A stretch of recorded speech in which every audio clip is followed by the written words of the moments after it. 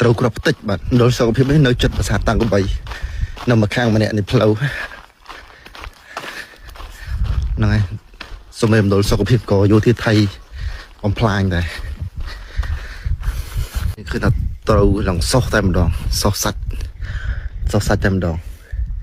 នេះបាទហើយតាមផ្លូវមកនេះគឺត្រូវច្រើនហើយនេះបាទខាងលើហ្នឹងហើយគឺជានេះគឺមកជួននេះបាទប្រាសាទតាកបីនៅហ្នឹងយើងមើលឃើញទេអញ្ចឹងគឺមណ្ឌលសុខភាពនេះបាទនេះក្របធ្លាក់ត្រូវតិចអស់តែម្ដងយើងនៅឆាកខាងស្ដាំបើយើងបែរមកពីប្រាសាទតាកបីមកនៅមណ្ឌលសុខភាពនៅខាងស្ដាំ